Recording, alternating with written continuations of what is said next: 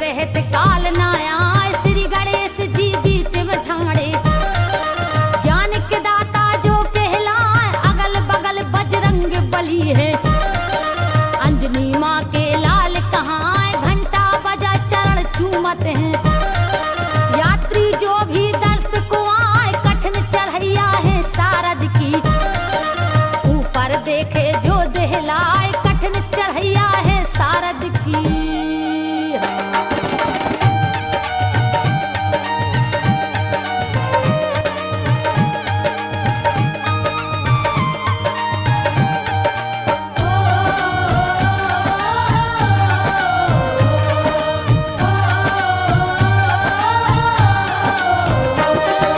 कठिन चढ़ैया है सारद की, ऊपर देखे जो दहला। चढ़ चढ़ सीढ़ियाँ शाम सवेरे, नर नारी दर्शन को जाए, मनोकामना पूर्ण करती। मैहर बसी शारदा माय, कोटन बाना गढ़े भुवन में। जिनका काल रूप कहलाए, बजे नगाड़े धूम धाम से। मैया मंद मंद मुस्काए, नरसिंह दाएं अंग विराजे। महावीर बजरंग कहाँ, पूजा करे पुजारी पंडा। जगदम्बा को ध्यान लगाए, अजब कला है इस मंदिर में।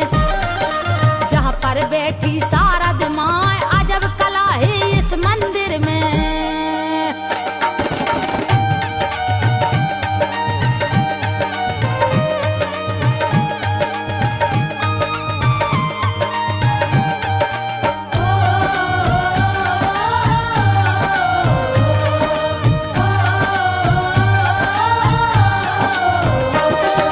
अजब कला है इस मंदिर पर, जहाँ पर बैठी शारद माँ, हरदम रहे छत्र और छाया। जगत मात शारद कहलाए, धूप दीप की होए आरती। घंटा टन टन टन्नाए, कैयक तिरिया भाव खेलती। नवरात्रि में लट छिटकाए, विकट रूप मैया शारद को। भर के नजर न देखो जाए, न्यारे कलश धरे मढ़िया में। जगमग ज्योति जल लपटाए, फूलन सजी भवानी मैया। फूलन को सिंगार कहाँ, फूट रहे हैं नरियल माँ को। जतन जतन से रहे मनाए, फूट रहे हैं नरियल माँ को।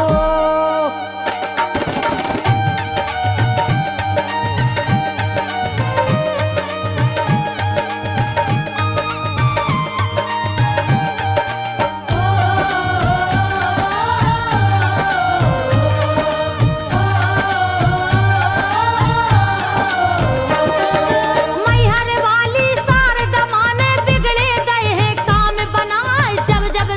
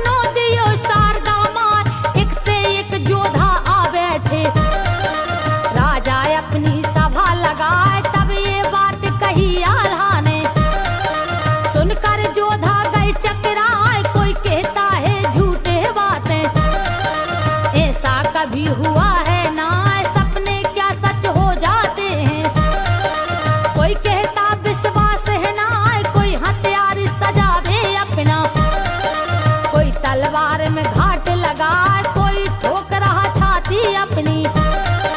वो है देख मूछ तर रहा है, ताल ठोकता है कोई जोधा, मैं सर काटूं रहा चिल्लाए, ताल ठोकता है कोई जोधा।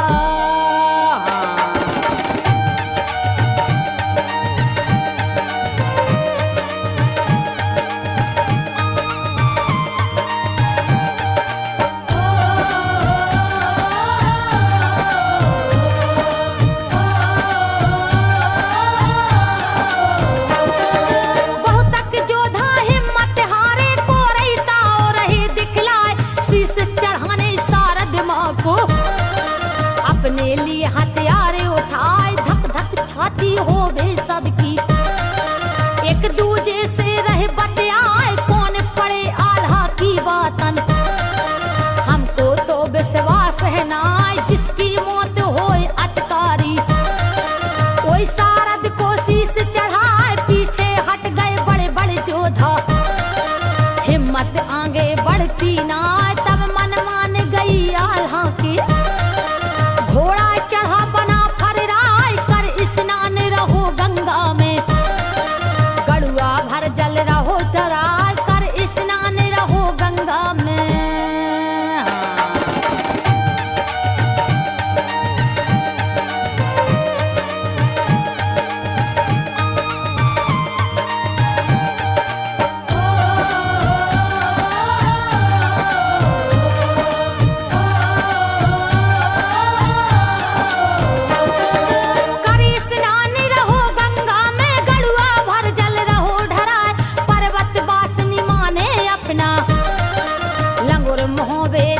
पठाए जाउत जाउत बोली सारद, तुम आल्हा बोलाओ बुलाए, चलो लंगुरबा कूदत फांदत, लंबी दई छलांग लगाए, कुछ ही घड़ी के अब अरसे में, लंगुरा गढ़ मोहबे में आए, पूछत है अब पुरवासिन से, आल्हा को दो पता बताए, कहे नगर के लोग लंगुर से, कुछ देर में लंगुरा आयो, आल्हा आल्हा टेर लगाए, कुछ ही देर में लंगुरा आयो।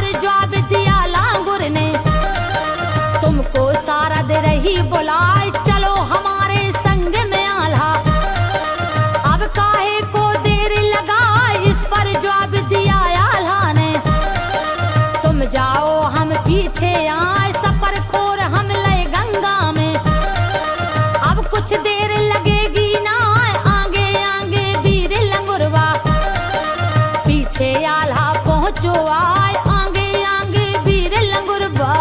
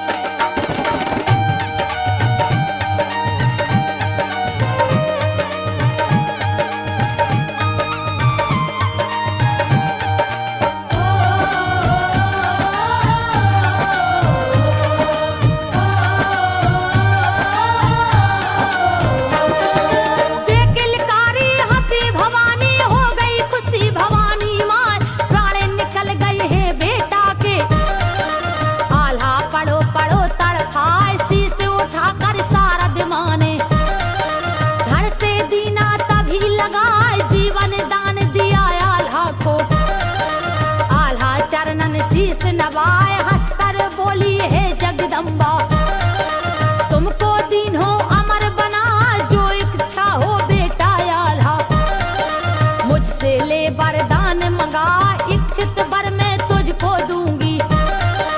इसमें झूठ जरा भी ना, इस पर दिवला सुत ने माँ से जोड़ी माँ से लई मंगा, इस पर दिवला सुत ने माँ से।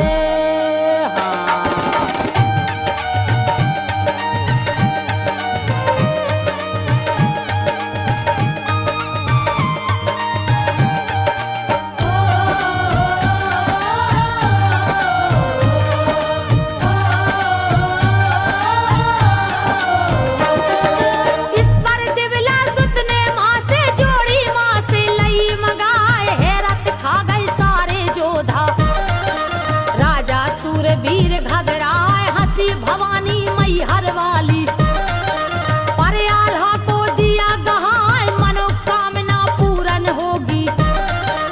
इसमें फर्क लगेगा ना, चमत्कारनी है शारद माँ, अपनी अजब कला दिखला। जब एक खबर लगी भक्तों को, शारद की जयकार लगाए, कीरत फैल गई दुनिया में। मैहर बसी भवानी माँ, ऊंचे पर्वत बनो दिवाला, आल्हा पूजे शारद माँ, ऊंचे पर्वत बनो दिवाला।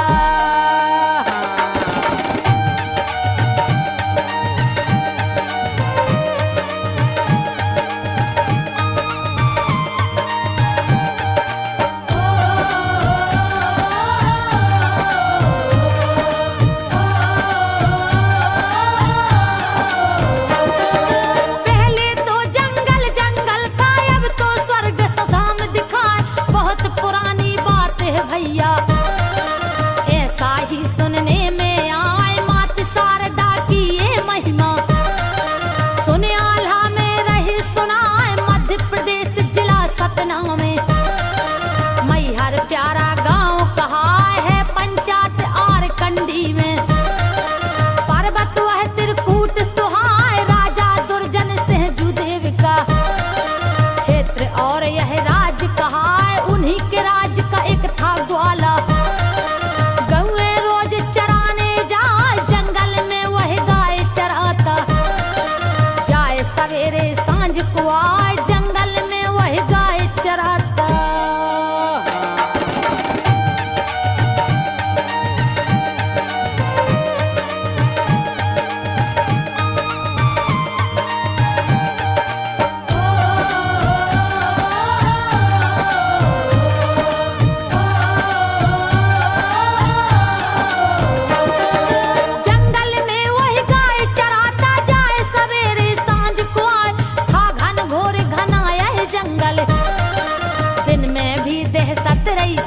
घोर अंधेरा उस जंगल में, डर बांधी आवाज आए, एक दिन ग्वाला ने क्या देखा, रंग सुनहरी गैया आए, खिरका की गलियों में आकर।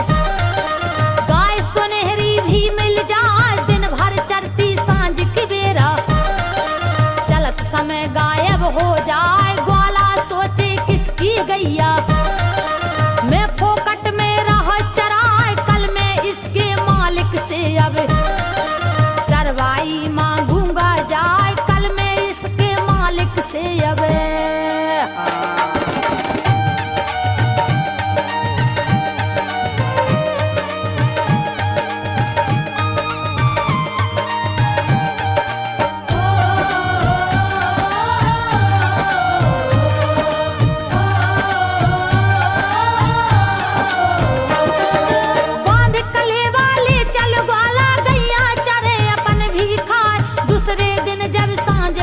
तो ग्वाला टीले पर चढ़ जाए, हाँ के दई फिर सारी गौएं उतर के पीछे पीछे आए, सारी गौएं गांव चली गई। ग्वाला ने लई रटन लगाए, रंग सुनहरी थी जो गैया, लीला करी शारदा माँ, आगे गैया पीछे ग्वाला, बियाबान में बढ़ती जाए, कहीं छुपे कहीं आगे चल के, फिर ग्वाला को पड़ी दिखाए, गैया चलते चलते सुन लो, घुस गई एक गुफा में आए, गैया चलते चलते सुन लो।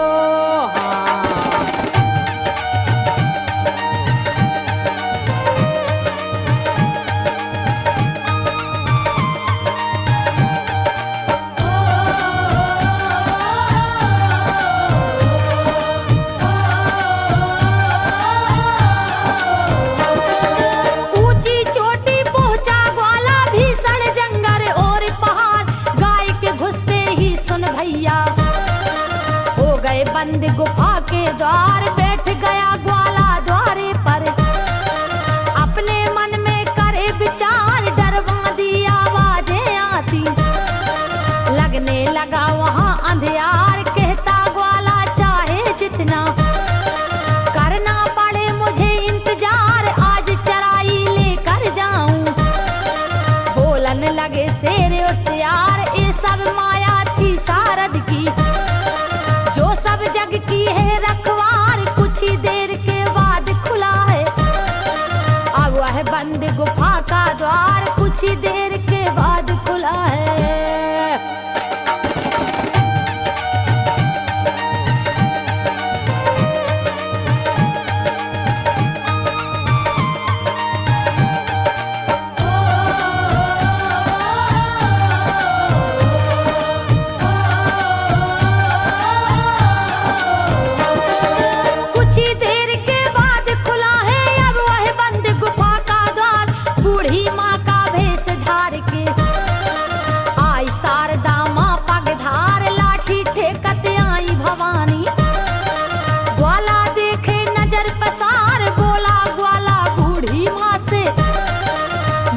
सुन ले बात हमार रोज रोज मैं तुभरी गैया जाऊं चराने घने पहाड़ मिल जावे कुछ मोह चराई।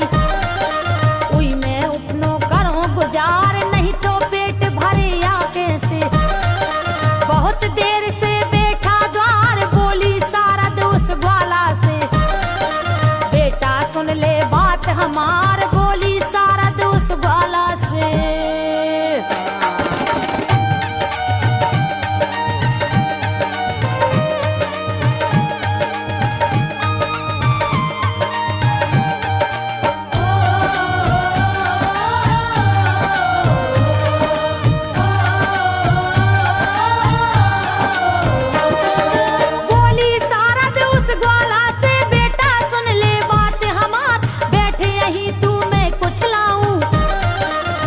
चिंता करता बेकार गुफा के भीतर गई शारदा।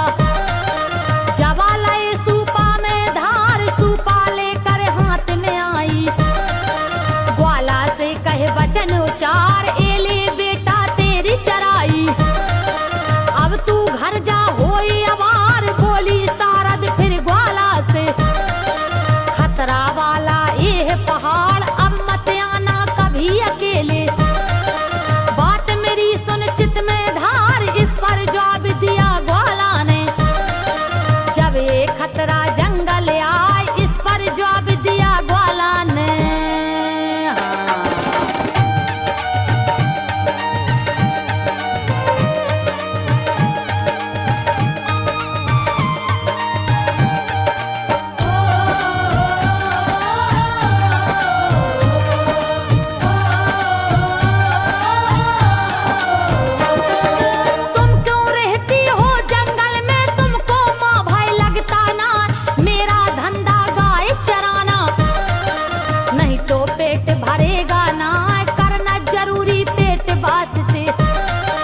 कोई बैठा नहीं सके खवाए हंसकर जवाब दिया मैया ने।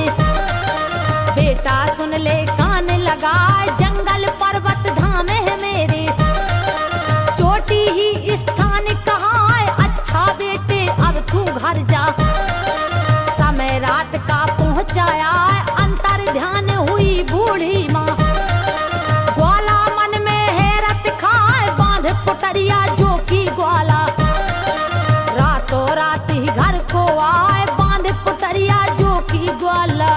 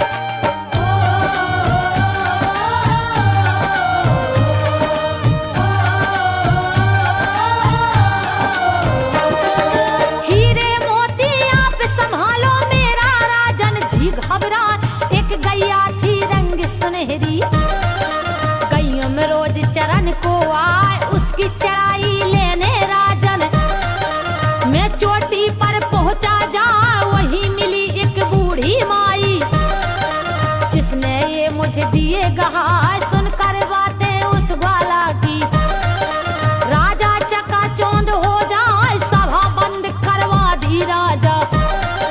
बोले ऐसे वचन सुनाए, कल हम यहाँ से कूच करेंगे। जहाँ पर रहती बूढ़ी माँ अपने घर को गए दरबारी, ग्वाला भी अपने घर आए, अपने घर को गए दरबारी।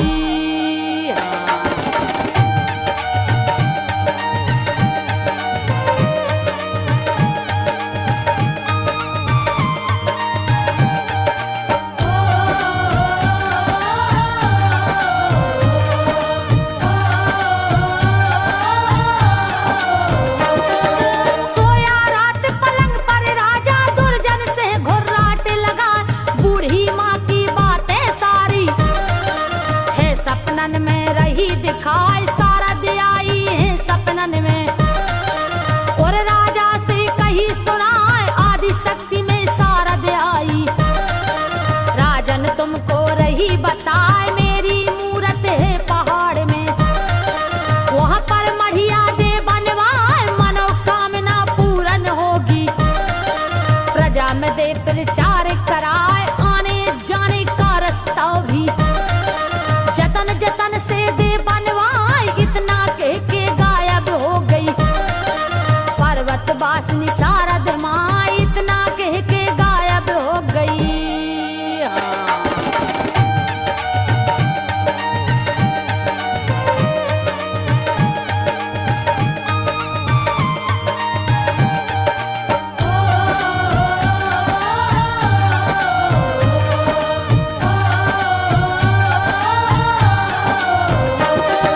इतना कह के गायब हो गई पर्वत वासिनी शारद माँ। भोर भये ग्वाला को लेकर राजा चाकर लिए लेवाए, आ पहुंचा है पर्वत नीचे, झाड़ पेढ़ियां दई कटवाए, आ पहुंचे हैं संकट झेलत। जहाँ पर बैठी